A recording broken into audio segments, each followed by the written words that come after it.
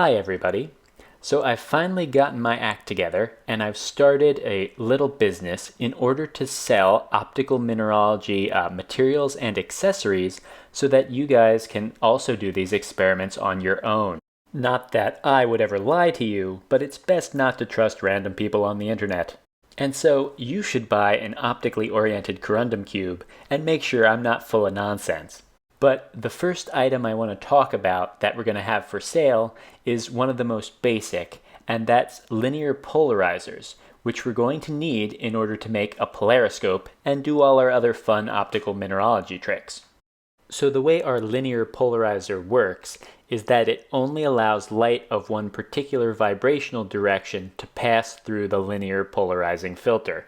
Much of the light around us is vibrating in many different directions simultaneously. And in order to actually use this light for mineral identification, we kind of want to simplify things a bit. And so we want to isolate just one vibrational direction of our light. So by taking our normal light and passing it through a linear polarizer, what emerges out the other side of our linear polarizer is plain polarized light. This light is vibrating in only one direction, and usually for our purposes we try and keep the light either vibrating in a north-south or east-west direction. Now you may ask yourself, how does a linear polarizer work? And the interesting thing is there's many ways to make a linear polarizer, but one of the most important historically was actually using minerals. So we're going to do a quick example of how a mineral can generate plain polarized light by looking at some tourmaline. If you've seen the other educational optical mineralogy videos, then you've actually seen this example before, but we're going to couch it in some different terms this time around. So our light source for viewing the light transmitted through our tourmaline crystal is already plain polarized, and it's vibrating in a north-south direction. But check out what happens here as we actually begin to rotate our tourmaline crystal while viewing it in this plain polarized light. So as the crystal rotates, it gradually darkens until it is pretty much extinct when we get to a 90-degree rotation from our initial starting position. So basically, our light source is vibrating in a north-south direction, and when it interacts with our tourmaline crystal, we can clearly see that the tourmaline is A-OK with allowing that light to pass through it when it's oriented in one particular direction, but wants nothing to do with that when it's oriented in another direction. So this behavior is of interest to us because it suggests that tourmaline can actually be used as a linear polarizing filter. That is, it only allows light of one vibrational direction through its crystal structure. So now that we've established something interesting is going on with the optical properties of tourmaline, let's take some tourmaline crystals and let's see what happens when we view normal everyday light through these tourmaline crystals. And by normal everyday light, I mean light out of a cell phone flashlight that has been diffused through a sheet of white paper. So here we have a green tourmaline crystal, and you can see light is transmitted through it just fine. And we're going to bring in now an additional green tourmaline crystal. Our normal everyday light transmits through this crystal as well, no problems there. But let's see what happens as we try and get the light to pass through both of our tourmaline crystals. So to start, we'll stack these crystals on top of one another so that they match up lengthwise and see what happens. So we bring in the second crystal over top of the first, and as you can see, light is transmitted through the two crystals. It might be a little darker green than it was before, but that's about it. But what happens when we hold the two crystals so that their long axes are perpendicular to one another? So as the upper tourmaline crystal rotates here, you can see that actually when the crystals are perpendicular to one another, no light is really being transmitted. So once again, once we're parallel, all's good and we can actually see light. But as we rotate back to perpendicular, effectively no light is transmitted through our two crystals. So let's add on our vibrational directions of our light to our experiment to show in a bit greater detail what's going on here. So we started out with normal light, which is vibrating in all sorts of different directions, and so we can imagine as the light is coming towards us all these different vibrational planes of our light beam as symbolized here. We put some tourmaline crystals in the path of our normal everyday light, and they did something pretty awesome. They only allowed light vibrating in a direction associated with our long crystallographic axis to actually pass through our tourmaline crystal. And we can tell this is the case by doing some experiments with our tourmaline crystals. When we put them parallel on top of one another, they allow light still to transmit through the two tourmaline crystals, but when we put them perpendicular to one another, they actually prevent the transmission of light, and we've effectively made a tiny tourmaline polariscope. So, in order to make a linear polarizing filter, all we really need are giant tourmaline crystals, right? Well, there are two problems with this. The first is that not all the different colors of tourmaline work effectively in this manner as a linear polarizer, and the second is that tourmaline is prohibitively expensive in large crystals. But fortunately, we have a workaround.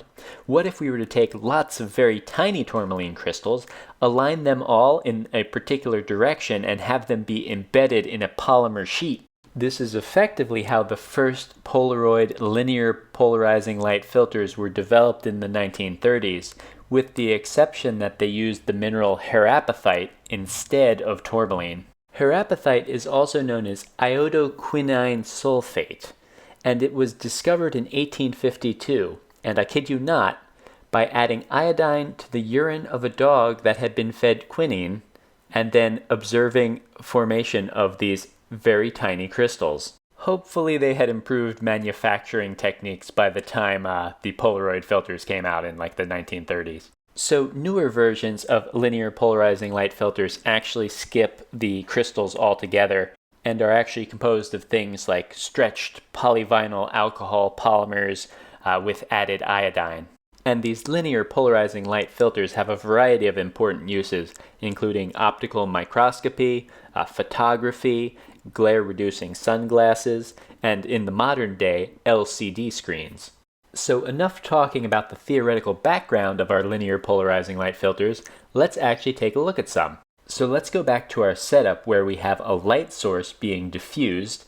In this case, our light source is a cell phone flashlight, and the medium doing some diffusing is just a sheet of paper.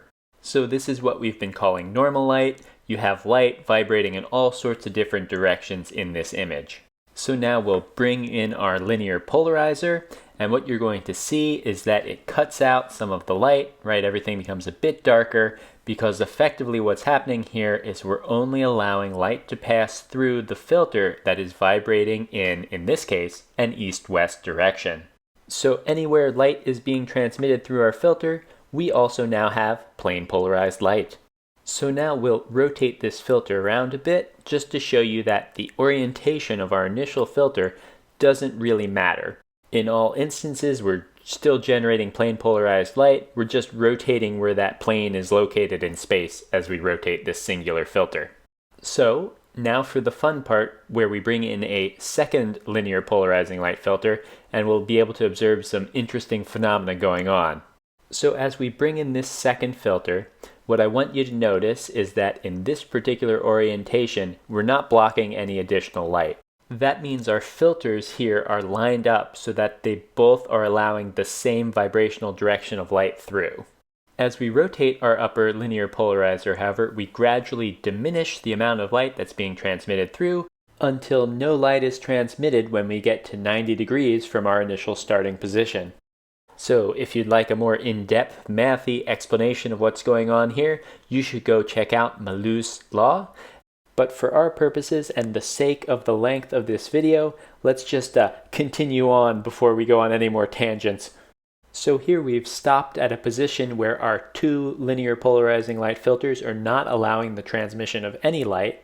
And so effectively what's happening is our first filter is only allowing light of an east-west vibrational direction to pass through it, but then it gets blocked at the second filter, which only allows light of a north-south vibrational direction to pass through it. So this effectively is the exact same experiment as we did with our tourmaline crystals in normal light, and I hope you can see the parallels there. The only difference here is we were using linear polarizing sheets instead of tourmaline crystals. And in both of these experiments, we've effectively built a polariscope, which is a device that's going to help us to identify minerals as we continue forward in this series of videos. So a very basic polariscope consists of a light source, a material to diffuse said light, a lower polarizer, an area where we can manipulate a sample, and then an upper polarizer. And the two different types of viewing that we're going to most use with our polariscope are going to be either viewing our sample with simply plain polarized light, in which case we've removed the upper polarizer, or viewing our sample with crossed polarizers. In this case, the upper polarizer is above our sample, but oriented so that it should block any light being transmitted through the lower polarizer, as the vibrational directions of our two polarizers are perpendicular to one another. So hopefully you feel comfortable understanding how our linear polarizing light filters work, and also what a polariscope is, because to continue forward with these experiments on your own, you're going to need a polariscope. So there are a variety of commercially available polariscopes that you can buy, but personally I feel as though I've understood things better by building my own sort of from scratch, and then you can also modify it easily to whatever your needs are. And we also have another little trick to sort of help us build a polariscope. Earlier I mentioned that linear polarizing light filters are actually important in the manufacture of LCD screens. And so many LCD screens actually generate plain polarized light. So this gives us another way to sort of make a polariscope if we're interested in this. Effectively, we can use a LCD screen as both the light source, the light diffuser, and the lower polarizer of a polariscope setup. And that's what I usually do. It also allows me access to a much larger work surface, plain polarized light, in order to see multiple things at once. So the polariscope that you see in my other educational videos is actually just this old iPad, along with a linear polarizing light filter. And that's all you really need. So the sample would go in between our LCD screen and the upper polarizer, and you've got a cheapy polariscope there. Now, there's a whole bunch of caveats here. The first is going to be that don't use a shiny new LCD screen, because many of these minerals that we're going to look at are fairly hard and can easily scratch your new LCD screen. So what I'm using here is a 9-year-old iPad. It really doesn't have any other use at this point, so it's okay if it gets a little dinged up. Also, you can't have any of those tempered glass screen protectors on whatever LCD screen device you're using, because those have a bit of stress in them and will mess with the light coming through. Next caveat is actually the light source for our LCD screen. So our LCD screens are backlit, but they're backlit by a variety of different types of light sources, including LEDs and cold cathode fluorescent lamps. And so just depending on your screen, your colors might be different than the colors I'm showing here. And a final caveat here, OLED screens do not generate plain polarized light as LCD screens do. So some of those new fancy devices that actually are using OLED screens aren't going to work for this. So to continue forward with these experiments with me, if you have a polariscope, great. If not, what I have for sale here is a pack of linear polarizing filters. There are 2 linear polarizing light filters here, so that you can either build a polariscope completely from scratch or just use one of these filters along with an LCD screen in order to make your polariscope. So if you are going to make your polariscope from scratch and you want to feel confident about what you're doing, I've made an additional video, Snellius Minerals DIY Polariscope, and this video is a bit more of a step-by-step guide about how to make a polariscope using this pack of filters. The filters are 2 inches by 2 inches each in size, but I could also make custom larger ones if anyone was interested in doing that. So you can purchase a pack of these filters at the eBay store for Snellius Minerals. I do not manufacture the linear polarizing sheets. I'm purchasing them myself and then cutting them to size. And so if you have any specific requests, also feel free to email me at snelliusminerals@gmail.com, and we'll see if we can come up with a way to get you linear polarizers of an appropriate size. Also, feel free to email if you have any questions, comments, or thoughts about these series of videos. Here are the references for this video. And there are some quite good rabbit holes to go down in Wikipedia looking at the polarizer and liquid crystal display articles. I also want to state that there's a whole lot more going on with optics than we're going to delve into here. We're just trying to stay at the level where we can understand the properties of light enough to use them in order to identify or orient minerals. So I hope you feel motivated to buy some linear polarizing light filters and make your own polariscope. And I hope you're excited about continuing forward in this series of videos, where next up we're going to use our polariscope in order to identify the optical properties of some mineral samples.